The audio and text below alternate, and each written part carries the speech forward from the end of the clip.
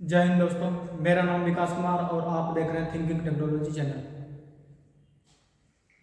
दोस्तों, आज मैं बात करूंगा कंप्यूटर फंडामेंटल की तीसरी क्लास। ये बेसिक वालों के लिए भी है और जो ऊपर लेवल के कोर्स कर रहे हैं उनके लिए भी है। आज मैं बात करूंगा जनरेशन इवोल्यूशंस ऑफ कंप्यूटर, मतलब पीढ़ियां या कंप्यूटर की विकास कैसे हुआ, कौन से जनरेशन में कौन सा कंप्यूटर आया, मैं इनके ऊपर बात करूंगा। फर्स्ट जनरेशन हुआ था 1940 से 1950 के बीच। ये जो मैं बता रहा हूँ 1940, ये कोई फिक्स डेट नहीं है, ये एक अनुमान लगाया गया है। अब फिक्स डेट होता तो ये होता ना, जैसे 1 जनवरी, 5 जनवरी, 10 जनवरी, कुछ भी फिक्स डेट नहीं है, ये एक अनुमान लगाया गया है 1940 से 1950 के बीच। पहले के ज़माने में तो इतने बड़े बड़े स्विचिंग डिवाइस लगता था, जैसे मतलब दो दो तीन तीन आदमी मिल के लगाते थे पहले 40 से 1950 के बीच। और इसमें स्विचिंग डिवाइस वैक्यूम ट्यूब का यूज होता था और स्टोरेज डिवाइस मैग्नेटिक ड्रम और ऑपरेटिंग सिस्टम बैच ऑपरेटिंग, इसमें मशीनी लैंग्वेज का यूज होता था, उसका कोड है 01। सेकेंड जनरेशन की मैं बात करूं तो सेकेंड जनरेशन 1951 से 1962 के बीच, इसमें ट्रांजिस्टर का यूज होता था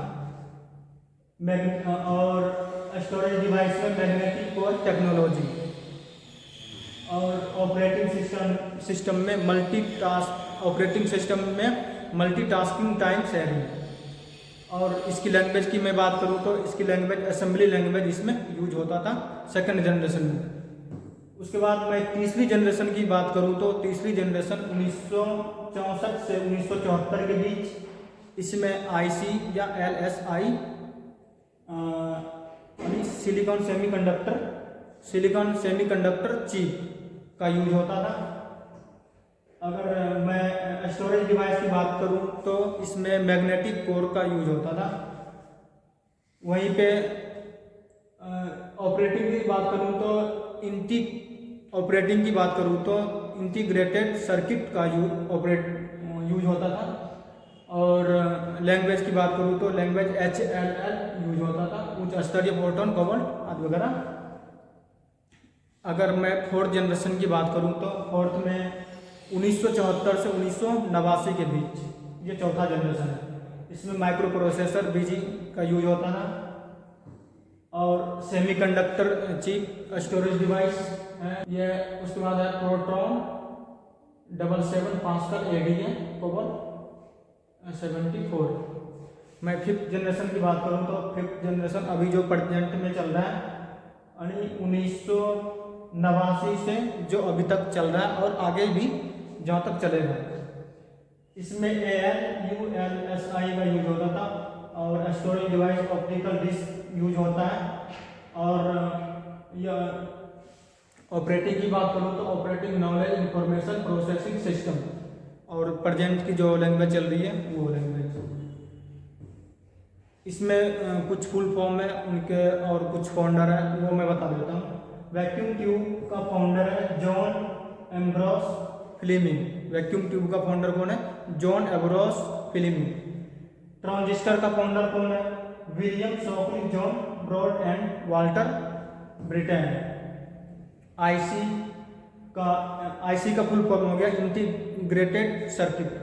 आईसी का फाउंडर है रॉबर्ट नोएक। और माइक्रो प्रोसेसर का फाउंडर कौन है? Ted Hoff at Intel. ये माइक्रो प्रोसेसर का फाउंडर है Ted Hoff at Intel. Intel का सबसे पहले चर्चा हुआ था डार्टमाउथ यूनिवर्सिटी में सबसे पहले इंटेल प्रोसेसर का चर्चा हुआ था। उसके बाद आता है AI का फुल फॉर्म हो गया आर्टिफिशियल इंटेलिजेंस। AI का फाउंडर कौन है? John McCarthy. उसके बाद मैं दोस्तों बात करूं तो क्लासिफिकेशंस ऑफ कंप्यूटर का वर्गीकरण। कंप्यूटर को कितने भागों में बांटा गया, मैं 3-4 बुक देख के फिर ये नोट्स बनाया हूँ। अगर इसमें भी थोड़ा मतलब ऐसा लगे तो आप कमेंट बॉक्स में ज़रूर बताइए। मैं बहुत रिसर्च करके उसके बाद ये नोट्स बनाया। कंप्यूटर का वर्गीकरण हम 3 भागों में बांट सकते हैं, आकार के आधार पर, कार्य के आधार पर और उद्देश्य के आधार पर। आकार मतलब साइज, कितना साइज, कितना बड़ा साइज और कितना छोटा साइज। कार्य के आधार पर वो कौन सा काम कर सकते हैं, कौन सा काम में उसका यूज होता है। उसके बाद उद्देश्य, ये इसका उद्देश्य क्या है, किस काम से इस कंप्यूटर को बनाया गया है। सबसे पहले मैं आकार के आधार पर बात करूं तो आकार के आधार पर 4 भागों में बांटा गया कंप्यूटर को, micro computer, mini computer, main frame computer और सुपर कंप्यूटर। इसके बारे में मोटा मोटी मैं बता देता हूँ।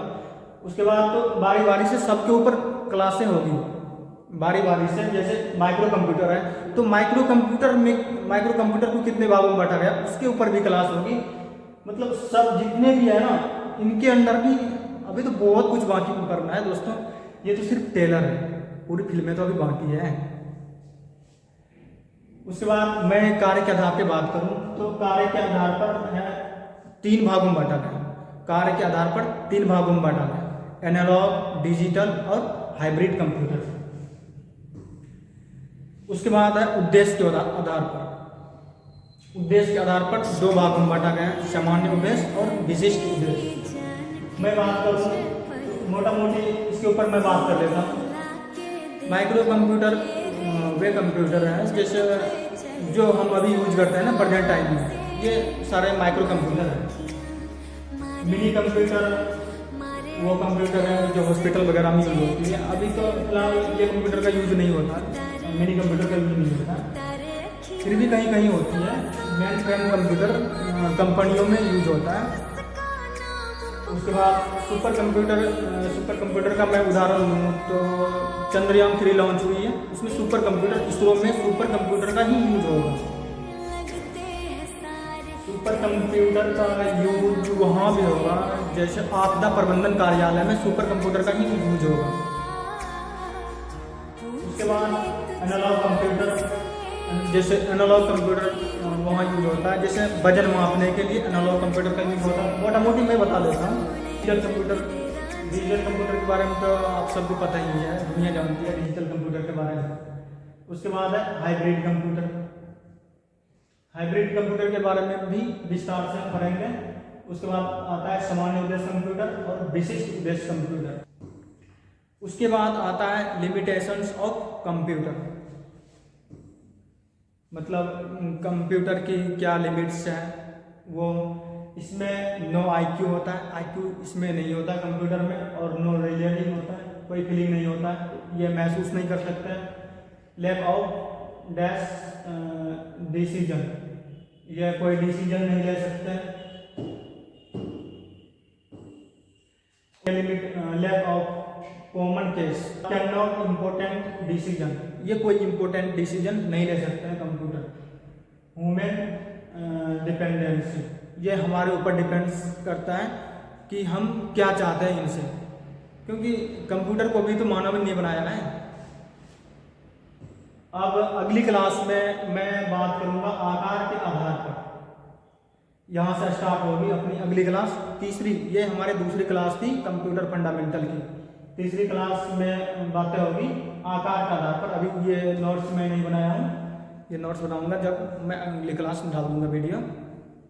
तो थैंक यू वेरी मच दोस्तों, वीडियो के लास्ट तक बने रहने के लिए। अगर आप चैनल पे नए हैं तो चैनल को सब्सक्राइब जरूर करें, क्योंकि बहुत मेहनत लगता है एक वीडियो बनाने के चक्कर में। बहुत रिसर्च करना पड़ता है, 2-3 बुक मिला के फिर लिखना पड़ता है। क्योंकि तो अगर वीडियो अच्छे लगे तो चैनल को लाइक एंड सब्सक्राइब जरूर करें। फेसबुक पे देख रहे हैं तो पेज को फॉलो जरूर करें। थैंक यू वेरी मच दोस्तों।